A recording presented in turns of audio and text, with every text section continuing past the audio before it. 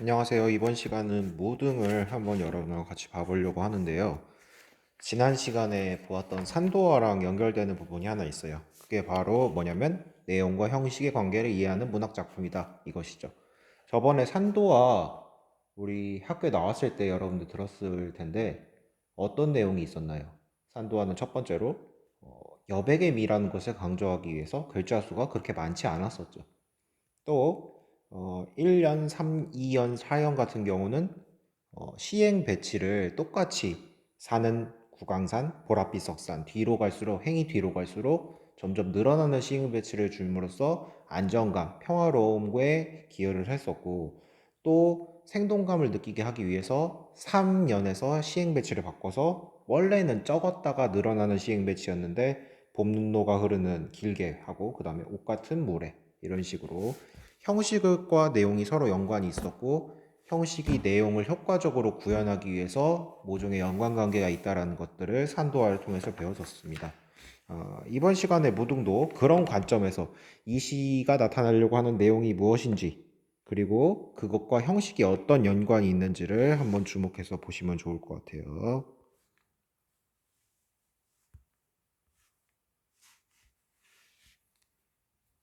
네, 이게 잘 안 넘어가네요.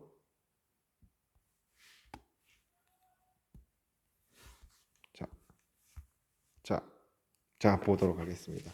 한번 시를 먼저 같이 읽어보도록 하겠습니다. 황지우 무등입니다. 황지우는 여러분들 시대 비판적 의식 이렇게 써놓으시면 되겠고요. 이 시가 나온 게 언제냐면요. 1987년. 여러분 영화로도 잘 알고 있는 시기인데요. 이때 어떤 일이 일어났는지 알고 있죠? 어, 군사 독재가 계속해서 이어지는 상황이었고 그것들을 규탄하기 위해서 전국 각지에 특히 대학생들이 일어나서 시위를 하고 그랬던 것들이 장준환 감독이 만들었던 그 강동원, 김태리 등등이 나오는 그 1987이라는 영화에서 나왔었잖아요. 그래서 여러분들 부모님들한테 한번 물어보세요. 6월 민주항쟁이 뭐예요? 아마 역사책에서 이미 배웠을 거지만 그때 분위기가 어땠는지 그때 분위기하고 비슷한 게 아마 그 박근혜 정부 시절에 그 여러 가지 문제들이 있어서 촛불 시위라고 하잖아요. 사람들이 이렇게 들고 일어났다. 이게 나라냐? 라고 하면서 일어났던 그런 분위기에 비견해 볼 수 있을 것 같아요. 황지우라는 시인은 시가 아름답기만 해서는 안 된다고 생각했어요. 그래서 시를 통해서 그 시대가 잘못된 점들을 짚어주고 그런 것들을 고쳐나갈 수 있는 힘을 만들어야 된다라고 생각했던 사람 같아요. 그래서 아마 이 시도 어떤 시대 비판적인 의식을 가지고 있을 텐데 그것에 주의해서 여러분들이 한번 읽어보시면 되겠습니다. 한번 읽어볼게요. 산. 자, 황지우의 무등입니다. 여러분 무등이면은 그 선생님은 이제 그 틀이라서 잘 아는데 무등이라고 하면 무등산 폭격기라고 혹시 선동열 아시나요? 아, 죄송합니다. 잘 모르시겠군요. 무등산이 광주에 있는 산이에요. 그래서 되게 유명한 산입니다. 무등이라고 하면은 산이라는 무등산의 이름이다라고 하셔도 되고 여러분 한자를 보시면은 이거 없을 무자죠. 그리고 같을 등자죠. 차이 그 등급 등자죠. 등급에 등급이 없다. 카스트 제도 뭐 높고 낮음이 없다. 이렇게 이해하시면 되겠습니다. 자, 그럼 뭐가 높고 낮음이 없는지 한번 보도록 하겠습니다. 딱 보면은 산이라고 써져 있고 그 시의 모양이 이 산의 모양을 하고 있죠. 벌써 뭘 알 수 있어요. 내가 나타내려고 하는 내용이 뭐다. 이 내용이 산이니까 형식도 어떤 모양이다? 산의 모양이다. 내용하고 형식이 관련이 있다. 이거 어려운 말로 뭐라고 한다고 했었죠? 유기적 연관성이라고 했었죠. 유기적 연관성이 있다. 벌써 내용 모양부터 그렇다는 걸 알 수가 있고 한번 읽어보도록 할게요. 절망의 산 부정이네요. 대가리를 밀어버린 민둥산 비어 있으니까 여러분 머리가 없으면은 부정인 거잖아요. 민둥산 부정이고 벌거숭이 산 옷을 입고 있어야지. 옷을 벗고 있는 건 부정적인 상황이다. 왜냐하면 옷을 입고 있는 것이 정상적인 상황인데 옷을 입고 있지 못하는 상황이니까 부정적인 것이라고 저는 이해를 했어요. 분노의 산 역시 부정. 사랑의 산, 오 긍정이네. 침묵의 산. 함성의 산, 증인의 함성, 증인 이런 것들은 왜 긍정이라고 생각했냐면 이 시대적 배경이 1987이잖아요. 그래서 뭔가 이야기하고 싶은 것들을 말하고 외칠 수 있는 것 그 자체가 자유의 목소리, 정의의 목소리이기 때문에 긍정으로 이해할 수 있다라고 생각해서 전 동그라미 했어요. 그럼 여러분들 이거는 제가 이 시에 대한 배경 지식, 이게 언제 나왔는지에 대한 배경 지식, 시인에 대한 배경 지식이 있기 때문에 긍정으로 표시를 한 거네요. 네. 그래서 시에 대한 배경 지식을 쌓는 것도 그냥 순수하게 시를 읽는 것만큼이나 중요하게 되는 것이죠. 계속 읽어보겠습니다. 죽음의 산, 부정적이네. 부활의 산, 죽었는데 다시 부활. 영생하는 산, 생의 산, 화생의 산, 숨가쁜 산, 치밀어 오르는 산 하면서 점점 부정적인 이미지에서 뭘로 바뀌고 있어요? 긍정적인 이미지로 바뀌고 있다. 계속 읽어보면 갈망하는 산, 꿈꾸는 산, 꿈의 산, 그러나 현실의 산, 피의 산, 피뚱어성의 산, 종교적인 산, 너무나 너무나 폭발적인 산, 힘든 산, 힘든 산. 지금 보시면은 부정하고 긍정하고 계속 혼재해 있다라는 거, 섞여 있다라는 걸 알 수가 있어요. 힘센 산, 일어나는 산, 눈뜬 산, 눈 뜨는 산, 새벽의 산, 희망의 산, 모두 모두 절정을 이루는 평등의 산. 평등의 산이 뭐다? 무등이다. 이 똑같은 말이다. 평등한 산, 대지의 산, 우리를 감싸주는 격하게 넉넉하게 우리를 감싸주는 어머니. 자, 여기까지 시를 읽었는데요. 전체적으로 시가 하려는 말을 보면은 산에 대해서 이야기하고 있다. 그리고 그 산이 어떤 산인지에 대해서 얘기하고 있었다. 처음에는 부정적인 이미지를 많이 열거하더니 갈수록 긍정적인 이미지가 나오는 모습을 보였다라는 거. 그리고 이 시의 모습이 지금 이렇게 세모, 산의 모양이잖아요. 여러분 읽어보시면은 원래 사람이 읽을 때 이렇게 연 단위로 구분해서 있잖아요. 절망의 산, 대가리를 밀어버린 민둥산, 아니, 절망의 산, 대가리를 밀어버린 민둥산, 벌거숭이 산, 이 부분하고 밑으로 내려가서 의산, 희망의 산, 모두 모두 절정을 이루는 평등의 산, 평등한 산, 대지의 산, 우리를 감싸주는 격하게 넉넉하게 우리를 감싸주는 어머니 이렇게 읽는 거랑 뭐가 더 안정적인가요? 우리가 시연을 읽는 시간은 정해져 있는데 이 여기는 짧고 여기는 길잖아요. 그러면은 호흡이 더 가쁜 건 뭐예요? 이게 더 가쁘죠.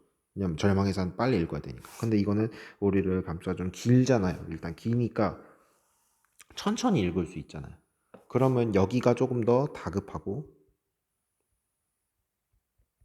밑으로 내려갈수록 안정적이다. 근데 실제로 이런 산이 그렇죠. 산이 위에 올라가면서 높은 곳에서 산을 밑을 바라보면 뭐 좋기도 하겠지만 밑에 낭떠러지가 있으니까 위급하고 조급하고 위태로운 이미지잖아요. 그런 것과 실제로 연결이 되는 거죠. 이렇게 앞에 부분이 짧은 연으로 구성되어 있다라는 거. 밑으로 내려갈수록 천천히 읽어도 되니까 안정적이다. 그것과 어떤 것이 연결된다? 실제 산을 올라갔을 때 높이가 낮으면 높이가 낮으면 안정적이죠. 그거하고 연관이 된다라는 거 간단하게 봤습니다. 그래서 그냥 이것은 이 시는 무등산에 대해서 종치네. 학교에서 찍는 거예요. 여러분들은 집에서 쉬고 있지만 나는 풀타임 근무라는 거. 무등 무등산의 이미지가 이런 여러 가지 산들의 이미지가 있고 거기서 어떤 것을 말하고자 할 텐데 그것이 형식하고 연관이 있다는 걸 학습 활동을 통해서 마저 보도록 하겠습니다. 자, 시를 이해하기 위한 질문거리. 첫 번째입니다. 부정적 속성의 진술. 역사적 질곡으로 인한 절망적인 산의 모습. 절망적인 산의 모습 어떤 것이 있었어요? 절망의 산이 있었고, 벌거숭이 산, 민둥산 이런 것들이 있었죠. 여러분도 여기다 작성하시면 되고, 긍정적인 속성의 진술. 뭐가 있었어요? 뭐 함성의 산, 부활의 산, 그리고 뭐가 있었을까? 뭐 희망의 산 이런 말들이 있었죠. 그 있는 거 다 여기다 적으시면 됩니다.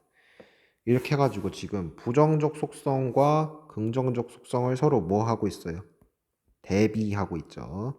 대비하고 있는데 여러분 아까 방금 전에 얘기했듯이 이런 부정적인 속성은 보통 위에 있죠.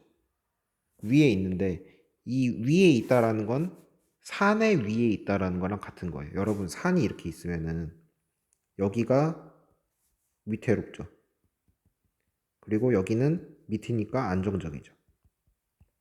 위태로운 것은 여러분 높기 때문에 높낮이가 높기 때문에 고도가 높아졌기 때문에 위태로운 거죠. 그래서 여기다가 쓸 말은 수직의 위태로움. 고도가 높아서니까. 근데 이 밑에는 고도는 낮고 이렇게 쭉 이어져 있는 거는 수직이에요, 수평이야. 수평이죠. 그래서 수평은 안정성을 가지고 있다. 그래서 이 시는 구조적으로 수직에서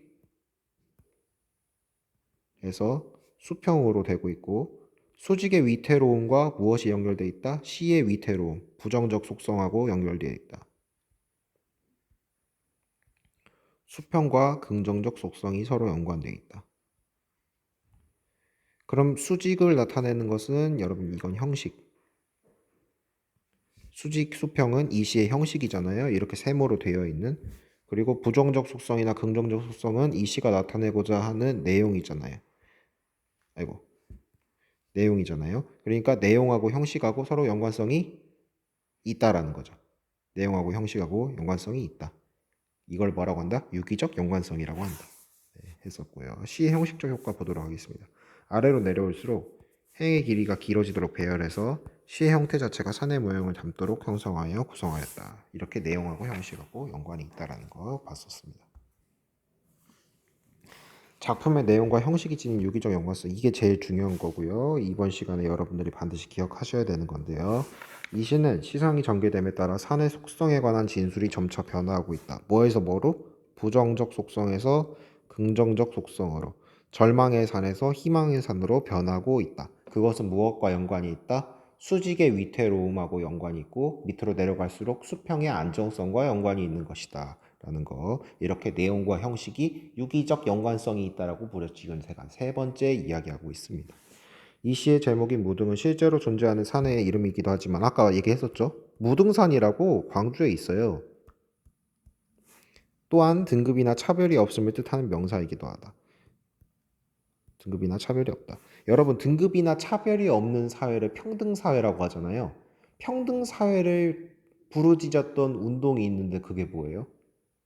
모두가 평등해서 모두가 국민이고 모두가 주인이다. 그래서 우리는 모두 참정권을 가져야 되고 독재를 하면 안 된다. 이 운동이 뭐였어요? 그렇죠. 민주화 운동. 결과적으로 이 무등이라는 시의 제목이 이 시가 나타내고자 하는 주제, 즉 우리 모두는 평등하고 우리 모두는 주인이고 민주이다 라는 그런 주제의식과 연관이 되어 있는 거죠. 조금 나아간 건데요. 네. 그래서 이 시가 하려고자 한 말은 주제는 무등산과 무등산을 통해 보는 미래, 이 정도로 정리하면 되고, 그 미래는 이 사람이 구체적으로 얘기하면 어떤 미래다? 민주가 승리하는 미래다 라는 거. 왜냐하면 민주라는 것은 무등, 차별이나 등급이 없음하고 같은 말로 이해해 볼 수 있으니까요. 계속 읽어보도록 하겠습니다. 이 시는 시각적으로 산의 형태를 취하고 있기 때문에 시상이 전개되는 과정은 하산의 과정에 대응된다고 할 수 있다. 그렇죠? 여기 내려갈수록 산을 내려가는 모양이잖아요. 산의 속성에 관한 진술들이 절망, 분노 등의 부정적 속성에서 점차 희망, 평등 같은 긍정적 속성의 진술들을 변화하고 있는데, 이는 수직의 위태로움으로부터 수평적 안정을 회복해가는 하산의 과정과 대응된다. 산을 내려가면 내려갈수록 처음엔 위태로웠다가 땅이 평탄해지면서 안정적이어지게 되죠. 마찬가지로 이 시의 내용도 위태로움을 나타내는 부정적 속성에서 갈수록 긍정적 속성으로 바뀌게 된다. 내용하고 형식하고 유기적 연관성이 있다. 네 번째 이야기했습니다. 또한 작품의 제목이 무등 역시 시의 끝부분에 등장하는 평등의 가치, 마지막에 우리를 감싸주는 어머니. 여러분, 어머니가 우리 집에 동생이나 아니면 오빠는 없죠. 형이나 누나가 있을 때 누나하고 형하고 여러분들하고 뭐 공부 잘하고 못하고 돈 많이 벌고 적게 벌고에 따라서 차별합니까? 뭐 그럴 수는 있겠지만 전체적으로는 여러분들 누구나 하나 빠짐없이 자식이니까 사랑하잖아요. 그런 거하고 비슷하게 어머니의 차별 없는 사랑하고 뭐하고 대응된다? 무등, 차별 없음, 즉 나아가서는 민주와 연관이 있다. 이 시인이 하고 싶은 말은 이렇게 무등산에서 알 수 있는 우리 많은 역사적 상황들, 그리고 우리가 나아가야 될 미래가 이런 것들이다. 그리고 무등, 차별 없는 사회를 만들어 가는데 우리가 앞장서야 된다라는 말까지 속에 숨겨놓고 있는 것이다라고 하는 거죠. 자, 마지막 핵심 정리 한번 해보도록 하겠습니다. 뭐 자유시는 자유시고 그냥 줄였으니까 서정시고 개인의 감성을 나타냈으니까 제재는 무등산이고 성격은 실험적이죠. 굉장히 뭔가 이런 시 본 적이 있으세요? 잘 없죠. 시의 형식하고 내용하고 정말 밀접하게 연관시키려고 한 시니까 실험적이고 현실 비판적이죠. 현실이 잘못되었다는 인식 하에서 우리가 앞으로 이런 무등산의 모습처럼 나아가야 된다라고 하고 있으니까 우리를 감싸주는 이렇게 나아가야 된다고 하고 있으니까 그렇고요. 주제는 역사적 공간으로서의 무등산의 모습 플러스 무등산을 통해 바라보는 밝은 미래. 이 밝은 미래는 모두가 차별 없는 무등과 같은 사회가 되어야 된다라고 얘기하고 있는 거고요. 특징 보면 시행의 의도적 배열을 통해서 형식을 통해서 산의 모습을 시각적으로 형성했고요. 이것은 바로 시의 내용, 위태로움에서 안정적으로 변하는 시의 내용과 상응한다라고 했습니다. 열거법을 활용해서 지닌 의미와 가치를 제시했고요. 열거법 이렇게 열거했잖아요. 절망의 산, 벌거둥이 산, 사랑의 산 이렇게 쭉 열거 이렇게 나열했으니까 열거법이라고 하는 거고요. 전체적으로 볼 때 부정적 속성에서 긍정적 속성으로 내용이 변화한다라는 거 이야기했었습니다. 자, 이렇게 해서 짧게 무등이라는 시 봤습니다. 자, 네, 수고 많으셨어요.